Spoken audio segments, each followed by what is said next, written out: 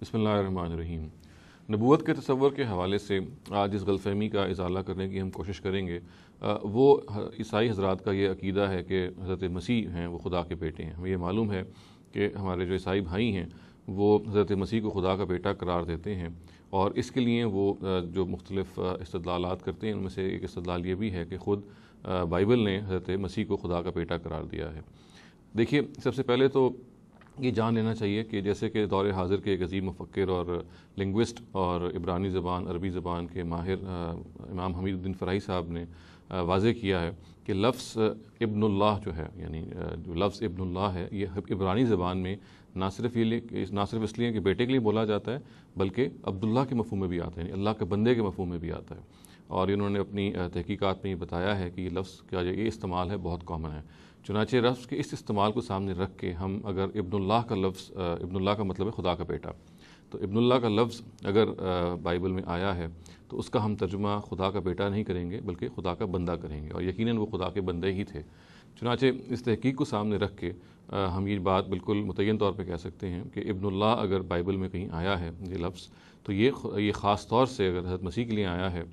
تو اس کا مطلب خدا کا بیٹا نہیں ہے بلکہ خدا کا بندہ ہے۔ اور دیکھیے، اس کی مزید تائید بھی بائبل کے اور جگہوں سے ہو جاتی ہے، کیونکہ دیکھیے ایک موقع پہ حضرت آدم کو ابن اللہ کہا گیا، the son of God، یعنی خدا کا بیٹا، اور یہ ہمیں معلوم ہے کہ لوقا کی انجیل میں یہ الفاظ کہے گئے ہیں۔ اسی طرح سے دیکھیے کہ بعض دفعہ بنی اسرائیل کے لیے چلڈرن آف گاڈ کا لفظ استعمال کیا، یعنی خدا کی اولاد، اور اسی طرح سے کرسچنز نصارہ کے لیے بھی یہ لفظ استعمال ہوا ہے،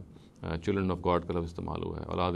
خدا کے لیے یہ لفظ، یعنی اولاد خدا کے طور پہ یہ لفظ استعمال ہوا ہے۔ تو یہ خود استعمالات یہ بتا رہے ہیں کہ یہاں پہ ان سب مقامات پہ جو کچھ مراد ہے وہ یہی ہے کہ یہ سب اللہ کے بندے ہیں، یعنی اللہ تعالیٰ کے عبادت کرنے والے ہیں۔ اللہ کا بندے کا مطلب یہ ہے کہ وہ جس کو عبادت کے لیے پیدا کیا گیا ہے۔ گویا کہ عبد کا ہی مفہوم ہے جہاں جو اس کا یہاں پہ استعمال ہے، اس کا ترجمہ یہ کرنا کہ یہ خدا کی اولاد ہے یا یہ خدا کے بیٹے ہیں، اگر حضرت مسیح کے لیے درست ہے تو پھر ان سب اینٹیٹیز کو بھی ہمیں خدا کا بیٹا ماننا پڑے گا۔ پھر حضرت آدم بھی خدا کے بیٹے ہی ہیں، کیونکہ بائبل نے ان کو، جیسا کہ میں نے عرض کیا کہ لوقا کی انجیل میں یہ الفاظ آئے ہیں کہ وہ خدا کے بیٹے ہیں، اور پھر بنی اسرائیل بھی خدا کے بیٹے ہیں، اور پھر جو نصارہ ہیں وہ بھی خدا کے بیٹے ہیں، اس لیے کہ ان سب کے لیے یہ الفاظ آ چکے ہیں۔ تو ان سب پہلوؤں کو سامنے رکھ کے ہم یہ کہہ سکتے ہیں کہ ابن اللہ کا جو لفظ ہے، چونکہ یہ ابن کا جو لفظ ہے اس میں یقیناً یہ بیٹے کے مفہوم میں بھی آتا ہے،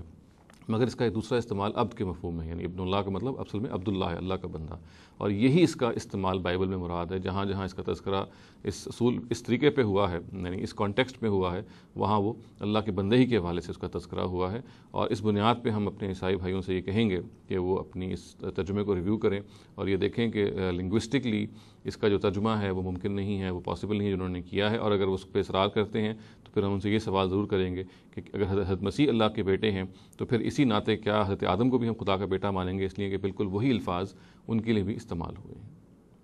اقول قولی ھذا واستغفر اللہ لی ولکم ولسائر المسلمین والمسلمات۔